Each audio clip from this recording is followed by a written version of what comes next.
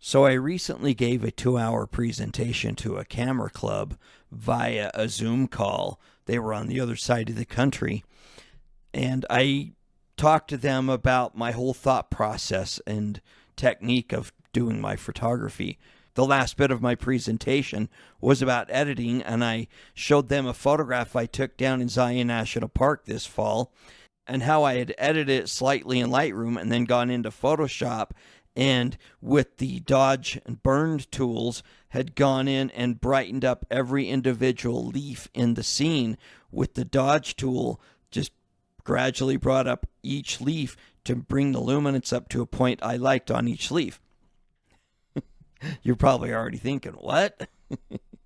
After the presentation, a couple hours later, one of the people that attended it contacted me on Facebook, told me how much she enjoyed it, but said, you could have done all that without all that hard work in Lightroom with the color mixing tool.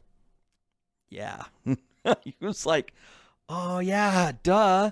Why didn't I think of that? So let me show you what I did and how I fixed it. Hi, I'm Thomas Mitchell, a professional nature photographer based in the state of Utah in the USA. And if you'd like to learn more about nature photography and the great outdoors, click the subscribe button and follow me on all my adventures.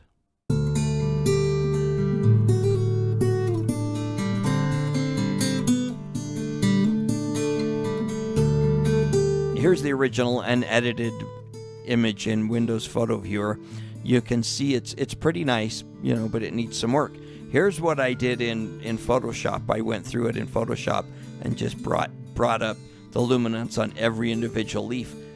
But after she told me about that, reminded me, I went back through and this is what I got. Doesn't that look better than that?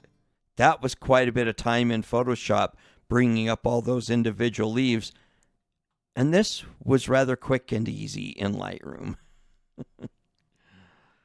Oh, what can you say? Some people never learn, including me. So I came over here into Lightroom and I started from scratch on this image. And I readdressed it and I brought the highlights down a little bit, just trying to bring down that water so it's not quite so bright. And I brought the shadows up quite a bit, but I'm still getting clipping. And so I brought the blacks up until the clipping was gone. Right there. And I was only getting clipping in here in this really dark shadow and got rid of it. And then I've got these stray leaves over here. So if you click on the healing brush and then select the content aware, you can make, just by scrolling your mouse scroller, you can make the brush bigger, and just like that, it's gone. You want to make it big enough that it picks up the whole thing and removes everything in the area that you want to get removed. And look at that. That worked wonderfully. And then for CCD spots, there's one over here, right there. Same thing. You could use the content aware or the healing brush, and it just removes it just like that. Anyway, so now I just need to lighten up those leaves without spending all that time working on it. So you just scroll down to the color mixer and select your color. So I'm going to start with yellow, and I'm just going to bring up the luminance. Watch this. See, there's 100%. I'm going to back it off just a little. I really want those brightened up quite a bit, and I'm going to back it off to about 75. And then I'm going to select the orange and do the same thing. Bump it up to about 70. There's 74. And just like that, it's done. What the heck? Really? That easy? So you can see here's before. This is the raw file. And there is after.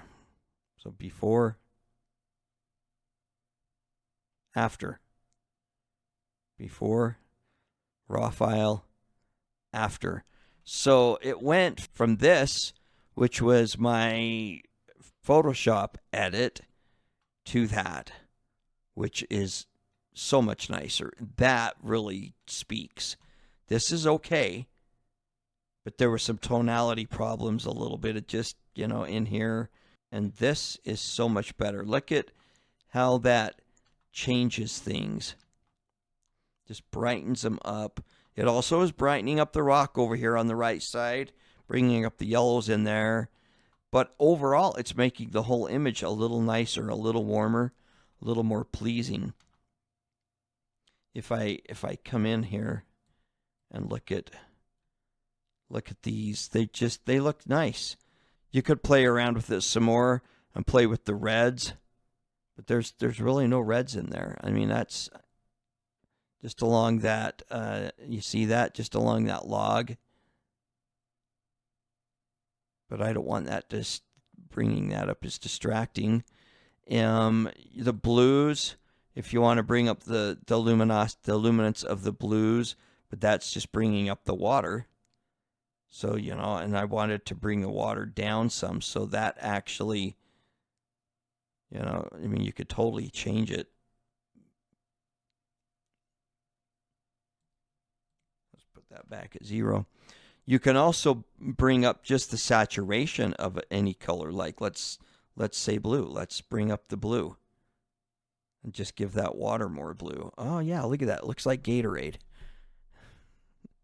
You could bring the blue up, back it off. I'm not. I want this to be about that yellow, about those leaves, and that water looks pretty natural to my eye. So I'm gonna leave the water alone. You could do the whole thing also. Here's all of them, and you could go through individually by clicking all colors, and then you could just go through and bring them up that way rather than clicking on one at a time. But I really, really like how this turned out. This is a really, really great shot. This is one of these photographs where the sun was coming up behind me and it hadn't gotten into the canyon yet. I was on the Riverwalk Trail in Zion National Park, and the sun was actually hitting the cliff face straight in front of me and reflecting the light back into this water and on those leaves. But it wasn't quite enough to make it really strong. It looked good, but I knew it was going to need a little bit of work in Photoshop to bring out the light that was actually coming backlit and lighting those leaves. That's why I tried it in Photoshop and totally missed the point of simple, quick, easy fix using Lightroom, the color mixer, by raising the luminance. So there's a quick tutorial on how to use the color mixer in Lightroom and how it can really make a difference by just bringing up colors that you want to bring up, just the specifics. So I hope you enjoyed this. Thanks so much for watching, and happy trails.